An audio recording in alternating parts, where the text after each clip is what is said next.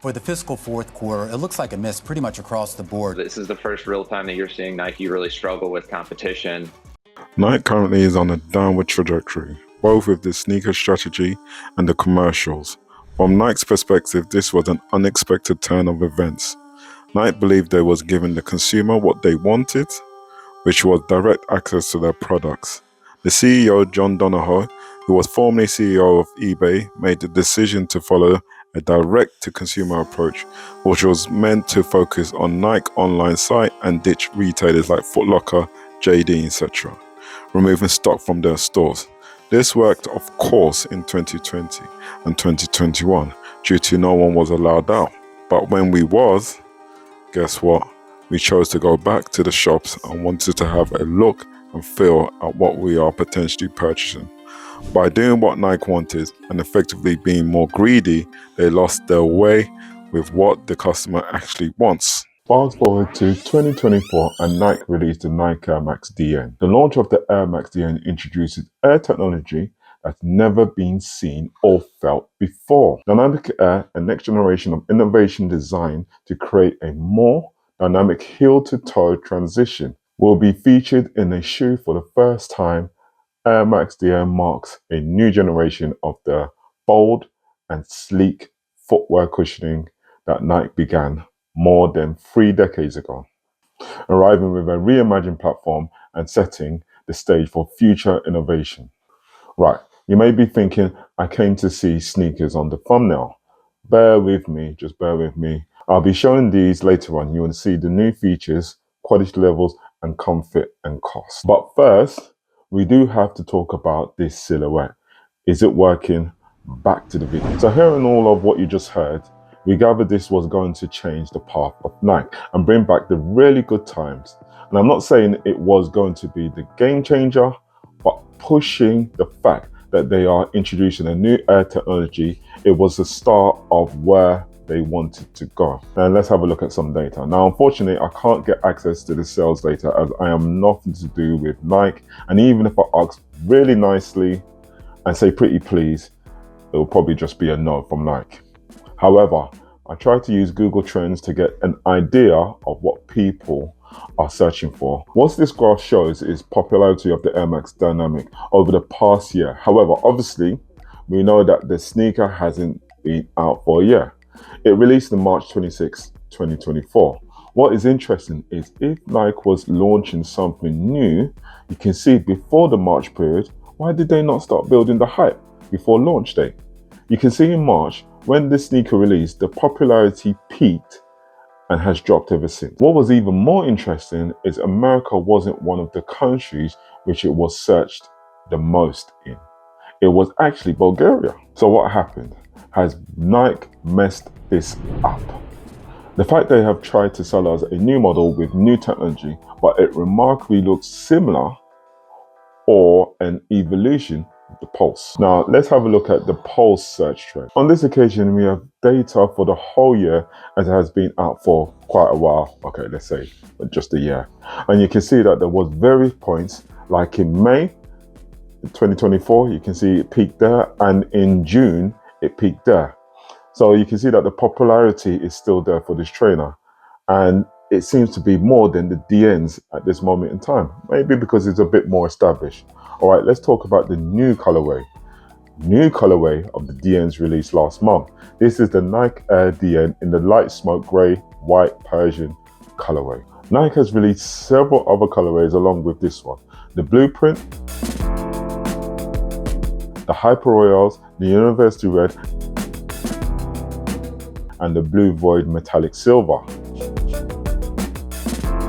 You can see there is a theme, but we can get into that later on. Since I have been producing this video, there has been more colorways that has released, including this electric orange. You can see Nike has ramped things up here, which is good. It shows the focus is back on this sneaker. I wonder if this has made a difference. So about this theme, there are 2 new features on this trainer, which is different from the originals. The first new feature is Nike has added extra branding. Now, particularly, this has been done before with the Air Force Ones and with TNs as well. with the extra swooshes that have been plotted around the trainer. Second new feature, which again harks back to the TNs, are the gradient fades. This feature I do like. I have said it many times, colors make a difference to products. And in this case, the new colorway with the gradient fades are stepping the sneaker up. Now, will it unmess what Nike has done with this silhouette? I would say these colorways could onboard more people, but I think it might be a bit more attractive. Now, a lot of people don't buy these trainers for sports. Most people want the lifestyle sneaker to give them that special feeling. And back in the day, Nike managed to give their customers that feeling with new designs, new tech, and limited editions. These days, it's rare as we have seen all that Nike has offered and some of the new silhouettes they have had. No storyline. Therefore, the customers could not buy into it and get that special feeling. Personally, I think these trainers work with these gradient, and this trainer has the extra logos, and I can get over this because I don't think it quite helps with this. I have been wearing my black and white versions a bit more of recent and find that these sneakers are seriously growing on me.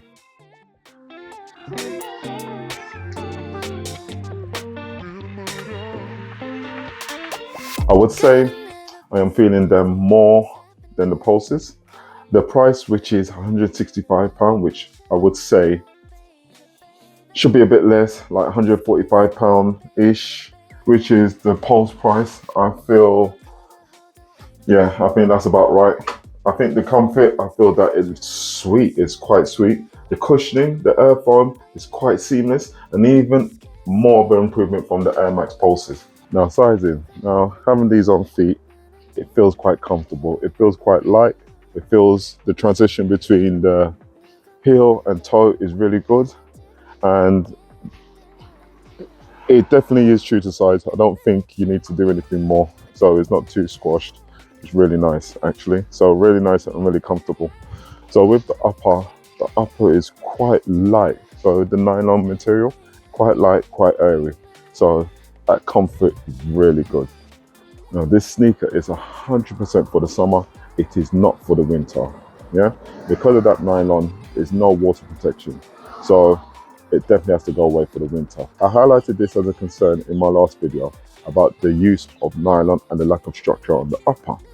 Now with the black and white DNs, the issue was not as prominent. However, on these pair, you can see that this is much more than expected.